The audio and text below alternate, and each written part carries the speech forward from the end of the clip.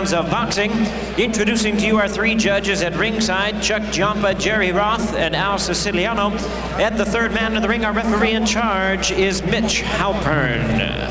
All right, fans, here we go. Introducing to you first on my right, fighting out of the blue corner, wearing red trunks with white trim, joining us from Camue, Puerto Rico. He weighed in at 127 pounds with a record of 27 wins, 7 losses, and 1 draw. He has 14 wins coming by way of knockout. Please welcome the former 2-time world champion, introducing Daniel La Cobra Jimenez. And his opponent across the ring on my left, fighting out of the red corner in this 10-round special attraction, wearing silver trunks with gold trim, fighting out of and representing his home of Las Vegas, Nevada. He weighed in at 125 1/2 pounds. His record stands at 22 wins, 1 loss, with 19 wins coming by way of knockout. Here is the WBC number 10 ranked featherweight contender, introducing Kid Vegas, Augie Sanchez. Once again, Mitch Halpern is our referee in charge. 10 rounds of boxing scheduled. All right, let's keep this clean. Test gloves, good luck.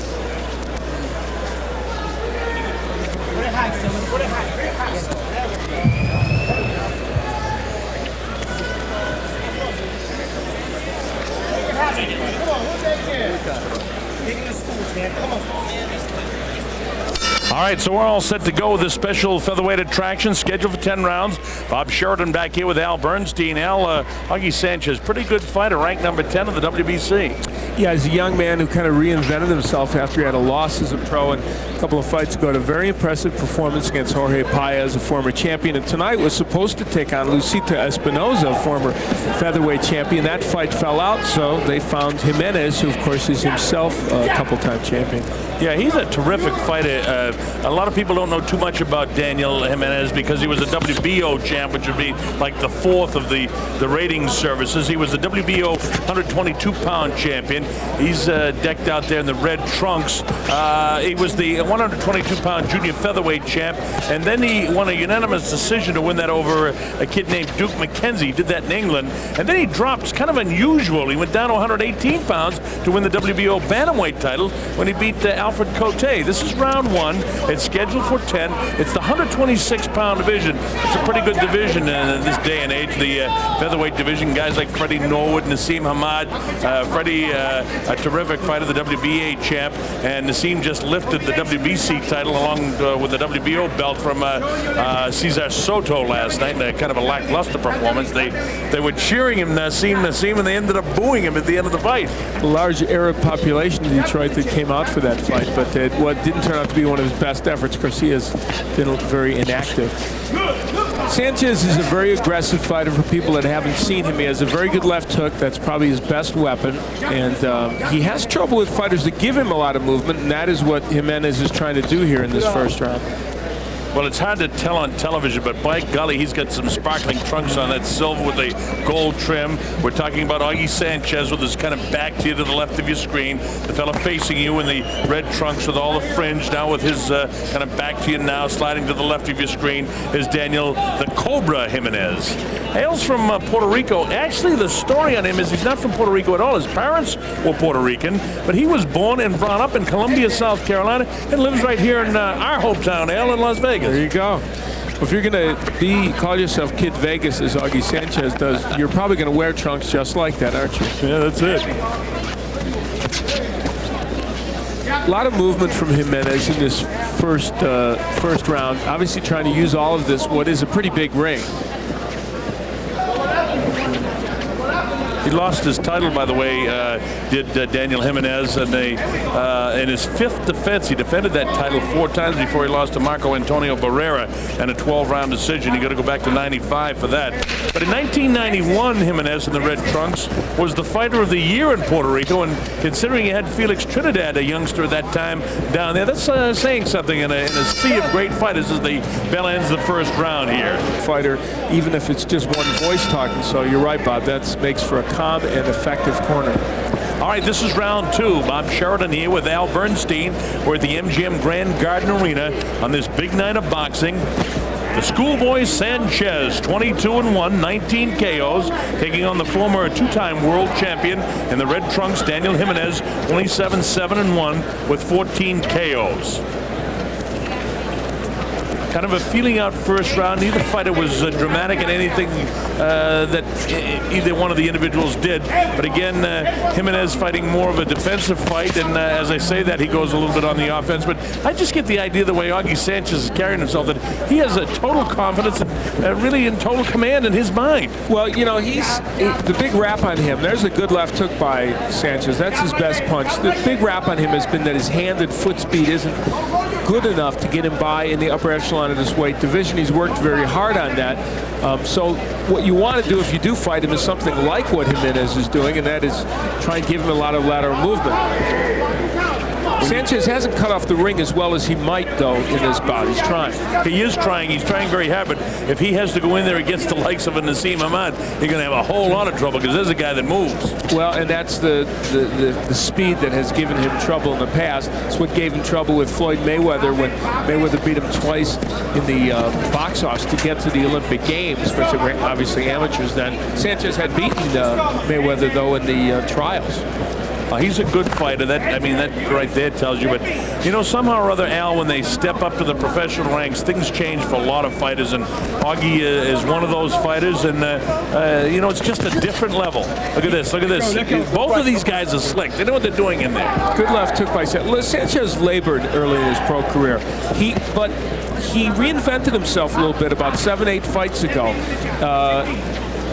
And I think he trained better. I think he learned a little better. And now he's a much more disciplined fighter than he was at that point. A lot of movement by the guy in red. That's Daniel Jimenez. Augie Sanchez, as Al pointed out, trying to cut the ring up. See those sliding steps when he goes across? That's what Al means in terms of him trying to cut off the ring. For you people that know boxing, you know exactly what we're talking about. But many times when you have a big fight like we have tonight on the card, you get a lot of new viewers that don't know some of the terms. And from time to time, we'll point these things out. But basically, cutting off the ring is just trying to make the ring smaller than what it is. This is a 20-foot ring, and it's small enough for these guys because they can move. Although we talked about Sanchez's foot speed not being great, but right now you see what he's trying to do. Again, cut that ring, try to make it in half or in quarters if he can. Try to force Jimenez back the way he wants to. Jimenez digs to the body with a pretty good shot there. Closing seconds now. This is the second round of the fight. Just on aggressiveness, I got to give it to Augie Sanchez. Into the start of round number 3. Bob Sheridan with Al Bernstein at the MGM Grand Garden Arena. You've got Augie, the schoolboy Sanchez, in the sparkling silver trunks to the left of your screen, working on foot speed, trying to improve in his hand speed, and a classy two-time world champ, and Daniel Jimenez in the red trunks. Jimenez has split his 2 starts in 1999. He won a 7th round TKO over Martin Gonzalez in March. And then he dropped a 10-round decision in September to Antonio Diaz.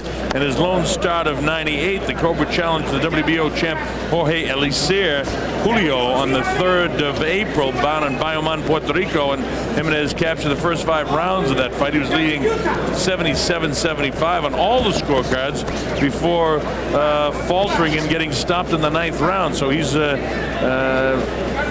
hasn't got the kind of record he'd like in his last 3 fights anyway. He'd like to have it turned around a little bit. He's fighting, obviously fighting good people, though. And yeah, very good, Al. And that can make a good fighter out of it. And make your record not so good either. For Sanchez, you have to think to yourself, he was preparing for Lucita Espinoza, former champion, would have put him right on a track for a world title match maybe with someone, and here he is now having to face someone totally different, also somebody in stature a lot different. Jimenez is shorter, not like Espinoza, and so it's tough to alter your opponent like that and still keep the same focus. Well, I don't know how many of you folks saw the Morales-Wayne McCullough fight, but there's 2 world-class fighters. A brilliant effort by both fighters last night in that fight card up in Detroit. 2 warriors. Yeah, oh, real warriors. And I'll tell you one thing, I got to see Augie Sanchez turn it up a notch, even if he goes on to win this fight tonight, which is no shoe-in either, because this kid Jimenez can fight. But when you talk about guys like Morales and Marco Antonio Barrera, Nesta Garza, Kennedy McKinney. It's a good weight division. division. Yeah, there's some good guys. Then you get one Carlos Ramirez in that too, and Carlos Navarro, the kid from California that's 19-0. Left-hander who also was involved in the mix of the amateurs when Mayweather and Sanchez were trying to get to the Olympics. And you got the other kid that got caught up in his last fight that holds one of the titles. Who am I thinking? Emmanuel Medina, the IBF reigning champ with a record of 56-10, which I know he wants to fight Nassim Hamad. Doesn't everyone? Well, that's where the money is. Yeah. Jimenez throwing pretty good combinations. Not landing, I don't think, as well as he would like. And Sanchez may be landing the heavier punches. You know, Alan, my thinking here in Nevada, I don't care how good a defensive guy is and how good he counterpunches. Las Vegas judges are tough on counterpunches. They like well, it seems lately that's been the case. You can ask Oscar De La Hoya about that. Well, he's won. He's won, but I mean, I go back to even guys. Yeah, this is round 4 action. It's the scheduled 10-round featherweight battle between Augie Schoolboy Sanchez and Daniel the Cobra Jimenez. Jimenez, as you know, may or may not know, is a 2-time former world champ. Augie Sanchez, a kid that is ranked number 10 in the WBC. Through 3 rounds, Sanchez more or less controlling the flow, but very close rounds, if in fact he won all 3 rounds. Al thinks that perhaps Jimenez may have captured one of those rounds, so it's a close fight as we head to the middle rounds of this scheduled 10-round affair here in the 126-pound featherweight division. Bob Sheridan with Al Bernstein. Glad that you can be with us here in this big night of boxing at the MGM Grand Garden Arena in Las Vegas, Nevada. Augie Sanchez was urged in his corner to use his jab a little bit more, and he came right out doing it. Miguel Diaz said, this is a very smart fighter that you're fighting in Jimenez. And you have to use your jab to work your way in, which he hadn't been doing. He hasn't at all, Al. A good point there, because, you know, he goes with a looping right hand and come back with a left hook. He did catch him with a pretty good left hook there. But see, again, he's not working the jab coming in, and Jimenez just throws shots as he's doing that. Yeah, he started in this round doing it, but then abandoned that, and will certainly help him. Nice 2-punch combination there by Daniel Jimenez. Jimenez back on his heels a little bit, bends down, shoots out the left hand, wide with the right hand. You see Augie Sanchez trying to hunt him down, and this is the way it's been going pretty much through the first 3 rounds, although Jimenez really clipped him a couple of pretty good shots here in this round. Round number 4, scheduled for 10. Jimenez is a very dangerous kind of fighter for Augie Sanchez. Not so much in terms of a knockout danger, but he's clever. He moves a lot. He's got a lot of tricks of the trade, and in general, he's quicker than Sanchez. And those are the kind of boxers Sanchez will always have trouble with. 2 nice light left hooks there, Al, by Augie, as you were explaining that to the fans, that this kid, Jimenez, is no slouch. This kid's a very experienced fighter. When you fight and you're trained by the Puerto Rican type guys down there, you're getting some of the best training going. And in spite of the fact that he spent most of his time in the United States, this kid has the bloodline, I'll say, of a great fighter. Well, and he's been in, obviously, he's a 2-time world champ. He's been in against very good people, and at 29 is an experienced fighter. Augie Sanchez at 21, still figuring his way through his early professional career. Neither fighter has been down. Neither fighter visibly shaken. A little bit of puffiness around the eyes of Daniel Jimenez in the red trunks. That's Jimenez to the left of your screen. Augie Sanchez, the 21-year-old youngster in the sparkling silver trunks with the gold trim, tying his man up. You know, he's not bad, Al, in terms of being slick against a real slick fighter. No, Augie is, Augie's much better than he was. If we'd have seen him, 12 fights ago, I mean, he was not at all to this level. He's Sheridan, Al Bernstein here. Glad that you can be with us on this big night of boxing from the MGM Grand Garden Arena. Both guys kind of tumbled over. We saw a lot of that last night, too. Al, did you get a chance to see that fight? I only saw a brief portion of it. I know that the Nassim Hamed Soto fight was very awkwardly contested, and not a pleasing match. Of course, Hamed has these long layoffs, and that's part of the reason why I think he was good double left hook there. Good counter left hook by Sanchez. He's throwing that punch more compact and sharper than he has in the past. Looks very sharp with the left hand, and whether he throws it as a jab or a hook. But you notice now, Al, he's throwing that as a jab more, and he's very effective when he jabs coming in. Now he's waiting, and when he waits and lets the other guy come in, see, now there it is, a double, triple jab. And if he would continue doing that, the right hand would open up for him. Well, every aggressive fighter needs to jab his way in mostly, and that's what many people forget to do. Mike Tyson might be the ultimate example. His bad moments in his career have come when he doesn't jab his way in, when he just walks in. And conversely speaking, when you're talking about heavyweights, Larry Holmes, who had a left jab that was a punch, I mean, he set everybody up off the left jab. Round 5 action here at the MGM Grand Garden Arena on a night of a lot of anticipation and an exciting night of boxing. Watching two pretty good featherweights, a number 10 ranked guy in the world and a fellow in the red trunks that's been world champion twice and would like another shot at age 29. He wants to get his shot in a hurry. And of course, they both want to fight the Prince Nassim Hamad, who's the WBO reigning champ in the 126-pound division, and also added to that the WBC title last night. And both of these guys want the big payday. They're not going to get it fighting each other. No, that's true, but for Sanchez, he needs to put a few more notches on his belt. He landed a couple good straight right hands here, then kind of turned to the southpaw stance and got nailed by Jimenez. I'll tell you one thing, if I'm a young 21-year-old fighter fighting a veteran 29-year-old two-time world champ, I don't switch around right-handed to try and confuse him. No, I actually think that almost happened by accident to Sanchez, and he ended up in a left-handed posture, and he got nailed as a result of it. Round 5, you see the time remaining inside of 33, 32, 31 seconds to go here.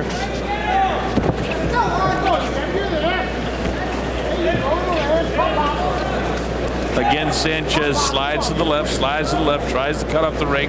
Now he steps to the right to try and do the same thing. Jimenez keeps the movement up on his toes, bounces right, bounces left, back to his right now. There's a nice quick step to his left and then off to his right. Not a bad defensive fighter, but you're not going to win in Las Vegas playing defense. He attacks, and Sanchez showing some nice movement there as the bell ends round number 5. It's a nice one, too, because came off an uppercut with the right hand, and that can be very effective. All right, this is round 6. Bob Sheridan, Al Bernstein. Glad that you can be with us in this big night of boxing at the MGM Grand Garden Arena in Las Vegas, Nevada. Beautiful weather outside, and the temperature is, I suppose, hermetically controlled inside. Yeah, we'd like to think the temperature is going to be perfect in here. Although, with more people in here, you never know. Round 6 action. It's Augie Sanchez in the silver sparkling trunks, and Daniel the Cobra Jimenez, two-time world champ in the red trunks, to the left of your screen. Third man in the ring, by the way, Mitch Halpern, one of the very fine young referees coming along here in Nevada. They've got some good ones. Kenny Bayless, Joe Cortez. You can go on and on with the referees. Yeah, Richard Steele, the main event guy here tonight, is a terrific referee, although he's been knocked a few times. I totally disagree with anyone that's criticized him. I think he's a terrific referee. I think a fighter gets a better shake here than any place. Certainly an excellent commission here. Oh, big left hook. Oh, that hurt him to the body. And that was a legal blow. Yeah, that's a liver shot, and he's down. And when you get hit in the right side of the body, a lot of times the guy can't recover from this. Counts up to 6 and 7. Is he going to get up? I think he will. 8, 9. Yeah, he says, okay, but that hurt. He's not finished being hurt here, by the way. Now, Sanchez is smart. He will go right back to the body and not worry about the head, but Jimenez will try and use all of this ring. Oh, he'll have to use it all now, because if he gets hit there again, he's going to go down and stay down, because that's a blow, folks, that it just cripples you. It almost paralyzes you when you get hit to the body. This is another good body shot. He hurt him again. That's it. Mitch Halpern stops the fight. It's all over. It'll be scored as a 6-round TKO and 2 body shots. Augie Sanchez goes downstairs and unlocked the key after 5 rounds of chasing Jimenez and trying to get to him. The key was body work. Well, Al, you said it when he caught him with that first liver shot to the right side of the lower abdomen. He caught him good. A legal blow, too. And then he comes right back to the body, nails him. I couldn't tell whether it was straight right hand because his back was to us, but we'll see it on the replay for sure. Our guys will have that for you, and we'll show you exactly what happened to finish it off. But it came at 1:41 of the 6th round. As soon as Jimmy Lennon Jr. has the official timing, we'll make it official, and then we'll show you exactly what happened to end this fight. But let's take a look at this first knockdown, Al. Well, this is much like a shot he hit Paez with, Jorge Paez, and hurt him to the body, and here he does it to Jimenez. That was the first knockdown that sent him down, and then he would go back to the body, but this time with the right hand, and with equally good effect. There's a good straight right hand, and you can see Jimenez already hurt, as you said, Bob. Once you're hurt to the body, it's easy to get hurt again there. Well, that one hit him more on the solar plexus, but you know, it hurts so bad as we take a look at a different angle, Al. This hurts so bad that a guy can't recover from it. Very difficult. And give Sanchez credit for going back downstairs after he had him hurt. 21 years old, that shows me some nice intelligence. So, a nice job by Augie Sanchez to finish him off in the 6th round. We'll make it official now by going to our ring announcer, the classy Hall of Fame announcer, Jimmy Lennon Jr. Ladies and gentlemen, we have the time of 1 minute 41 seconds in round number 6. A referee at charge. Mitch Halpern stops the contest. The winner by way of technical knockout, Kid Vegas, Augie Sanchez.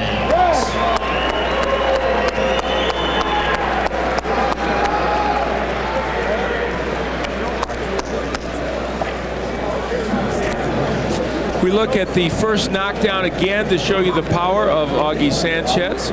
And he will go downstairs with a beautiful left hook that crippled Jimenez and sent him down. And Sanchez couldn't get another headshot in there, or else there would have been even more damage. And probably that would have ended the fight. But Jimenez was able to get up and to endure yet another big body shot. And